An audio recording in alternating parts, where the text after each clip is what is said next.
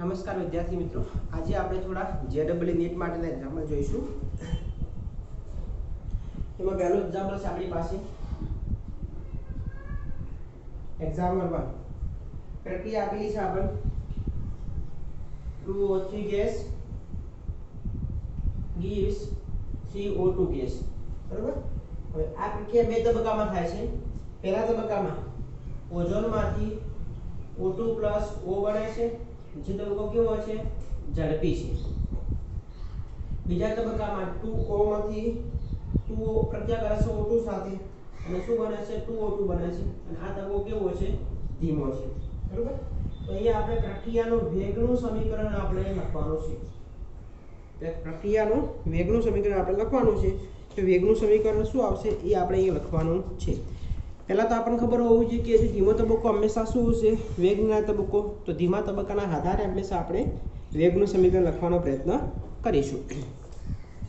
તો અહીંયા આપણી પાસે આ તબક્કો ધીમો છે, તો એના આધારે વેગ બરાબર શું આવશે? k * પ્રત્યેક કોણ છે? O અને O2.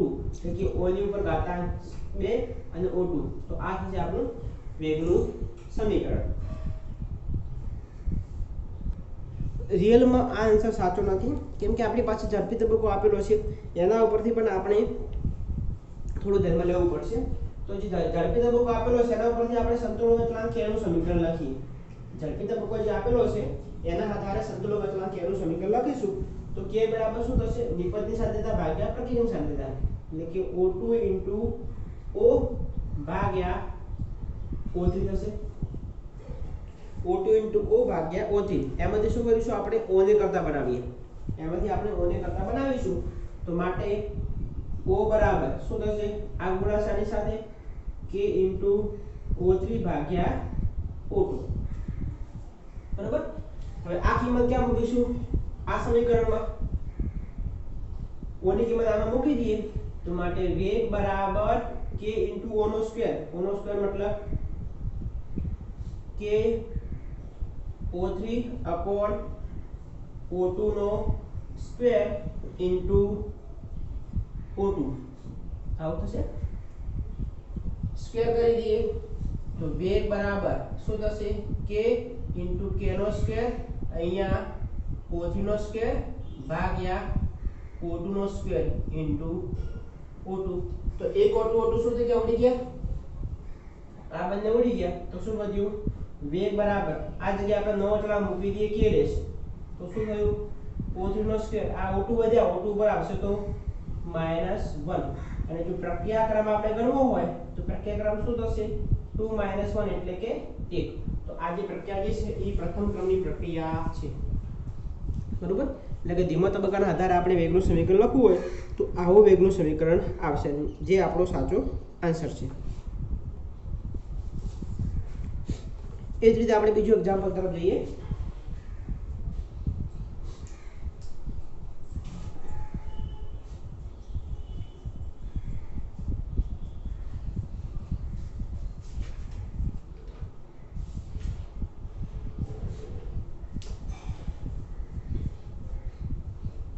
એક્ઝામ્પલ 2. વેગ આપેલો છે.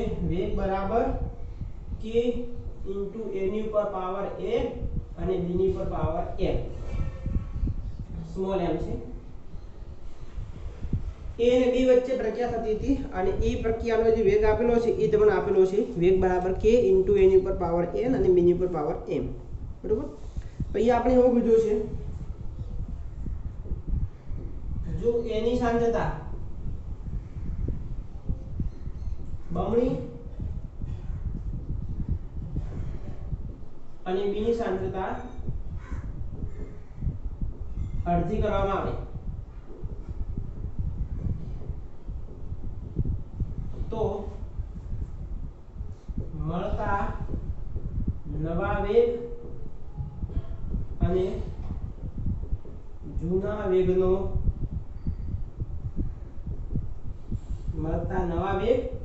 અને જૂના વેગનો ગુણોત્તર શોધો. બરોબર. એક તો પહેલા જે આપણે આપેલું છે આ વેગ એને આપણે r1 કહી દઈએ. રેટ r1 બરાબર k ઇન્ટુ a ની ઉપર પાવર m અને b ની ઉપર પાવર m, બરાબર. હવે જે આપણે કીધું છે કે એની સાંદ્રતા આપણે કેવી કરવાની છે બમણી, b ની સાંદ્રતા કેવી કરવાની છે અડધી. તો એના ઉપરથી આપણે નવો અચળાંક નવો વેગ r2 મળશે. તો r2 બરાબર k, એની કેવી કરવાની છે બમણી, એટલે 2a થશે, 2a ની ઉપર m, b ની અડધી મતલબ 2/b/2 એની ઉપર પાવર m. તો હવે અહીંયા શું કોમન નીકળશે, 2 ની ઉપર n કોમન નીકળશે, ગુણ્યા અહીંયાથી શું નીકળશે 1/2 ની ઉપર m કોમન નીકળશે, કેમ કે કૌંસની બહાર ઘાતાંક છે તો 2 ની ઉપર ગણાશે, અહીંયા પણ 2 ની ઉપર ગણાશે. બીજું શું વધ્યું k અને ઇન્ટુ બીજું શું વધ્યું 2 કોમન નીકળી ગયા તો એની ઉપર n વધ્યું, અહીંયા 2 કોમન નીકળી ગયા તો b ની ઉપર m વધ્યું. હવે બંનેનો આપણે જન્મ લઈએ તો 2 ની ઉપર n થાય અને અહીંયા 2 ની ઉપર -m થાય. અને આ જે એક્ઝેક્ટલી છે એ કોનું સમીકરણ છે, r1 નું છે. આ સમીકરણ એક્ઝેક્ટલી કોનું છે, r1 નું. તો માટે આધાર સમાન ઘાતાંકોનો શું થશે સરવાળો, તો 2 ની ઉપર n - m ઇન્ટુ r1 કોના બરાબર r2. આપણે શોધવાનું શું છે, નવા અને જૂનાનો ગુણોત્તર, એટલે કે r2 પણ r1 = શું આવશે 2 ની ઉપર n - m. આ તો આપણો આન્સર.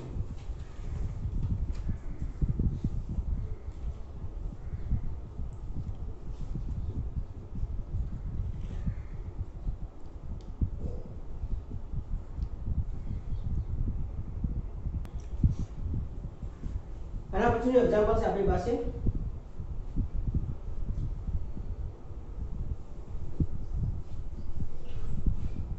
એક્ઝામ્પલ 3.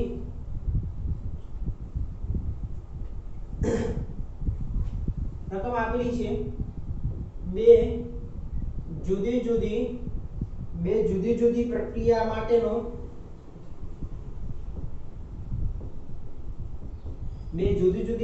માટેનો દર અચળાંક અથવા વેગ અચળાંક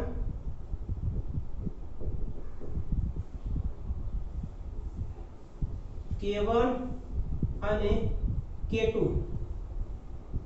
અનુક્રમે 10^16 e - 2000/t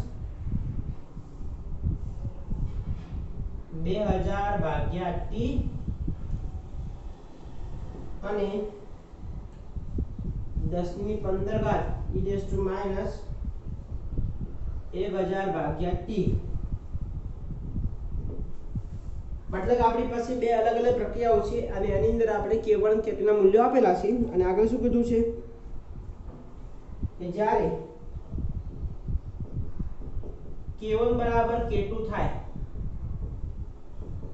ત્યારે ટેમ્પરેચર એટલે કે તાપમાન કેટલું હશે એ આપણે શોધવાનું છે. જે માહિતી આપેલી છે એના આધારે આપણે તાપમાનનું મૂલ્ય કેટલું આવશે એ આપણે શોધવાનું છે. હવે એના માટે આપણે શું કરીશું કે જે તમને આપેલી છે માહિતી એનો જ આપણે ઉપયોગ કરીએ. કે શું આપેલું છે k1 બરાબર k2 છે તો બંને આપણે સરખાવી દઈએ.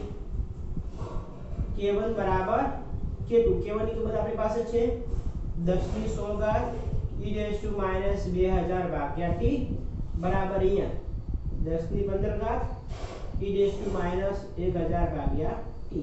શું કરીશું આપણે સરખા પદો એક બાજુ લઈ દઈએ, આને આ બાજુ લઈ જઈએ, આને આ બાજુ લઈ જઈએ તો 10^16 ભાગ્યા 10^15 થશે. અહીંયા e - 1000/t થશે અને છેદમાં શું આવશે e - 2000/t. આધાર સમાન ઘાતાંકોનો શું થશે બાદબાકી થશે. તો માટે 10 ની ઉપર 16 - 15 થશે. અહીંયા આધાર સમાન ઘાતાંકોનો શું થશે બાદબાકી. સેમ કન્ડિશન અહીંયા e તમે આ રીતે કરવાનું ટ્રાય કરો, આના કરતા જો આ રીતે કરો તો પણ ચાલે કે આ ઉપર લઈ જઈએ તો શું થશે 10^16 આ ઉપર લઈ જઈશું તો 10^-15 થશે, બરાબર. આ એમને e - 1000/t અને ગુણ્યા આ ઉપર લઈ જઈશું તો માની જગ્યાએ શું થશે પ્લસ થશે 2000/t. હવે ચેક કરો આધાર સમાન ઘાતાંકોનો શું થશે સરવાળો થશે તો 10 ની ઉપર 16 - 15 અહીંયા 10 ની ઉપર 1000/t વત્તા 2000/t થશે. અહીંયા 10 થશે, અહીંયા 2000 માંથી 1000 બાદ કરશો તો શું આવશે 1000/t થશે, 1000/t થશે. હવે અહીંયા આપણી પાસે e છે, e આધાર કોનો હોય ln નો હોય તો તમારે જ્યારે પણ ઈ દૂર કરવો હોય ત્યારે રૂપાંતર શેમાં કરવાનું ln માં કરવાનું તો માટે અહીંયા આપણી પાસે આન્સર શું મળશે ઈ દૂર કરવો છે તો શું થશે અહીંયા ln 10 બરાબર 1000 ભાગ્યા t હવે ln રૂપાંતર શેમાં કરીશું આપણે log ની અંદર તો log માં શું કરીશું આપણે 2.303 log 10 બરાબર 1000 ભાગ્યા t log 10 ની વેલ્યુ કેટલી થશે 1 થશે અને અહીં આપણી પાસે શું વધ્યું 2.303 log 10 ની વેલ્યુ 1 થશે બરાબર 1000 ભાગ્યા t t ની કરતા બનાવશો તો 1000 ભાગ્યા 2.303 અને સાદું આપશો ત્યારે તમને લગભગ મળશે અને આ રીતે રાખશો તો પણ ચાલશે આનું સાદું આપશો ત્યારે તમને લગભગ આન્સર મળશે 434.2 કેલ્વિન અને આ રીતે રાખો તો ચાલે ઓપ્શનમાં એ રીતે આપેલું છે અને સાદું આપશો તો 434.2 તમને કેલ્વિન આન્સર મળશે આના પછી એક્ઝામ્પલ 4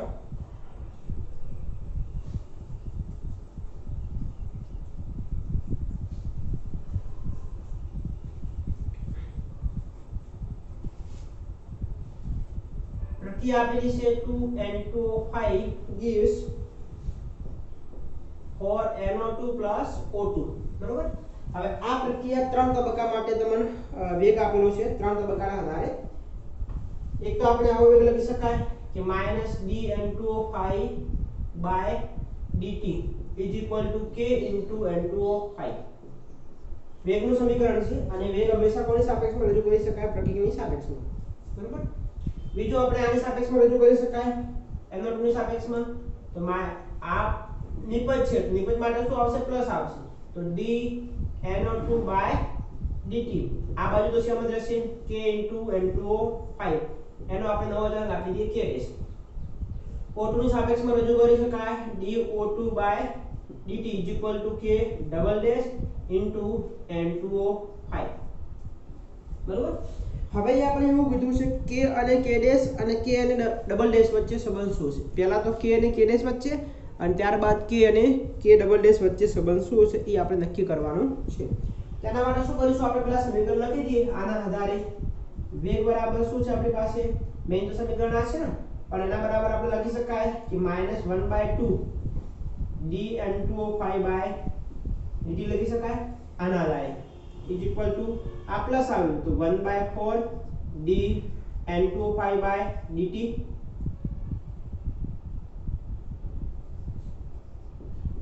આ બાજુ પ્લસ આવ્યું તો dO2/dt બરોબર આવું સમીકરણ આપણે વેગનું લખી શકાય પ્રક્રિયા નિપજના આધારે હવે આપણી પાસે -dN2/dt ઉપલબ્ધ છે માઈનસ આ તમે 1/2 ના આગળ રાખો તો આ માઈનસ કહી શકાય તો -dN2/dt ઉપલબ્ધ છે શું છે આપણી પાસે લખી દઈએ તો માટે k N2O5 થશે અને આગળ સહગુણક તો એમને 1/2 બરાબર અહીંયા આપણે dN2/dt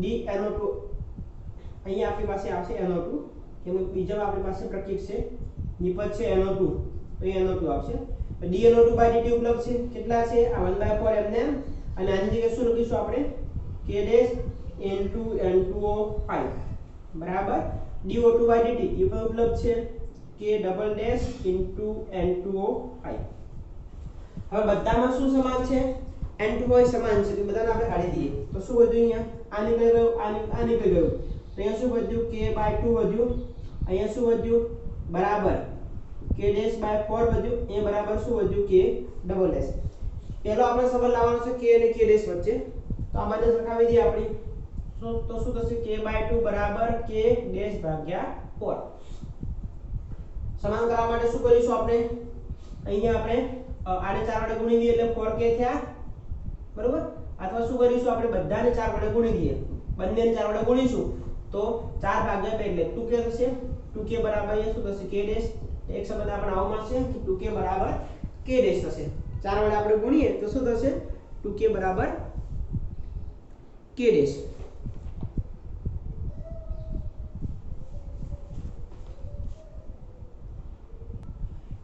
એ જ રીતે આપણે k અને k ડબલ ડેશ વચ્ચે સંબંધ લાવવાનો છે આ બંને વચ્ચે આ બંને સરખાવીએ તો શું મળશે k/2 બરાબર k ડબલ ડેશ અથવા k બરાબર 2k ડબલ ડેશ એવું પણ આપણે કહી શકાય બરાબર। તો આ સંબંધ આપણે લાવવાનો હતો જે આપણે લાવી દીધો। એના પછીનો ક્વેશ્ચન છે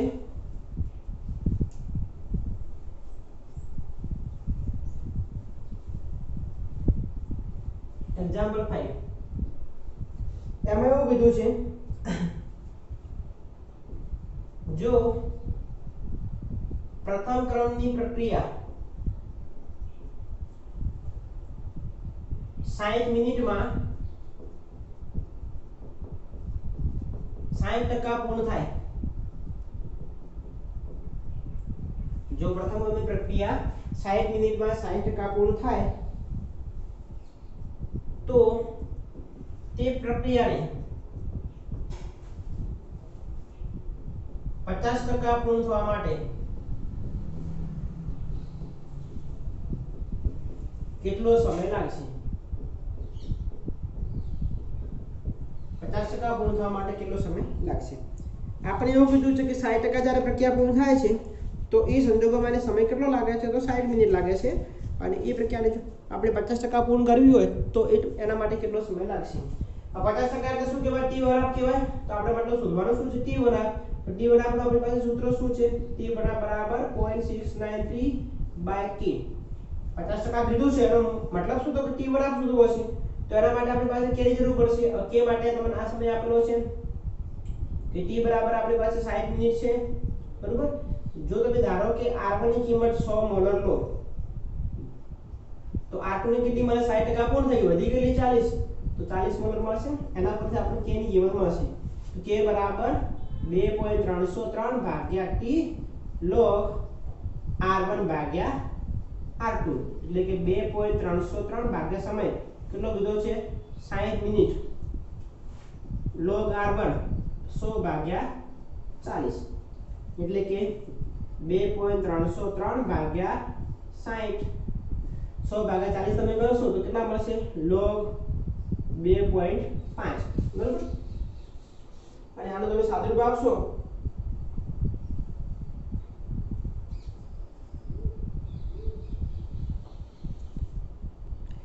આનો સાદુરૂપ આપણે પ્રયત્ન કરશો 25 નો log લઈને 2.5 એટલે કેટલાનો? 25 નો અને પછી જે log આવે છે એના વડે ગુણશો તો લગભગ તમને આન્સર મળશે 0.0153 મિનિટ ઇન્વર્સ। કેમ આવી ગયો કે અહીં આપણે મૂકી દઈએ 0.693 ભાગ્યા 0.0153 અને સાદુરૂપ આપશો ત્યારે તમને લગભગ મળશે 45.31 મિનિટ। તો આ થશે આપણો આન્સર।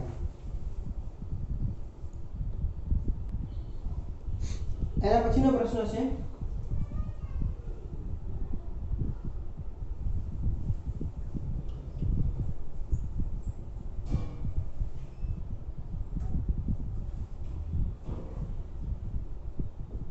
એક રાસાયણિક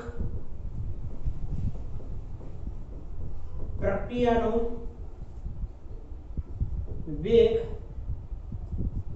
10 સેલ્સિયસના વધારા સાથે બમણો થાય છે।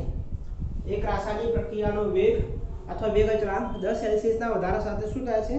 બમણો થાય છે। જો તાપમાનમાં 50 સેલ્સિયસ નો વધારો કરવામાં આવે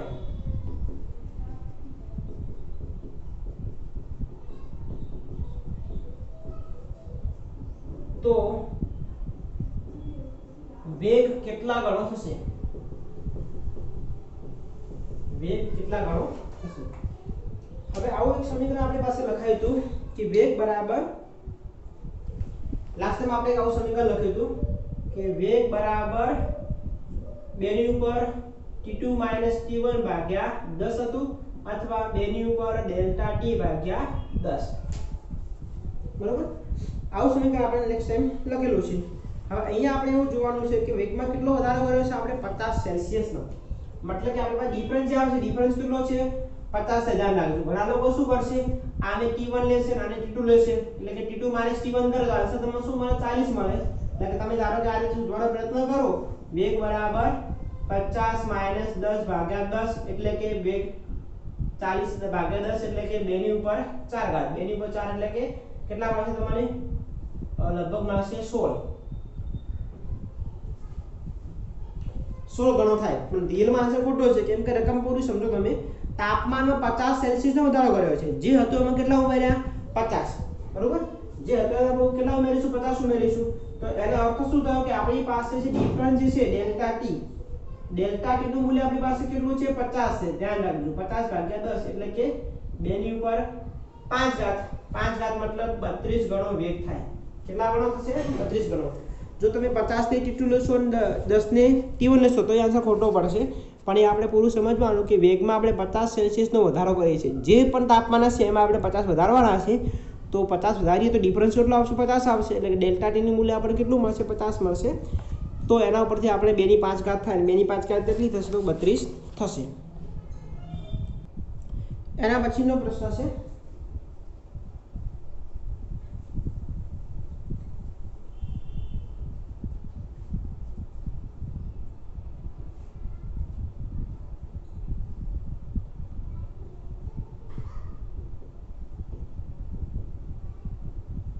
પ્રક્રિયાની સાંદ્રતા 4 ગણી કરવામાં આવે ત્યારે પ્રક્રિયા વેગ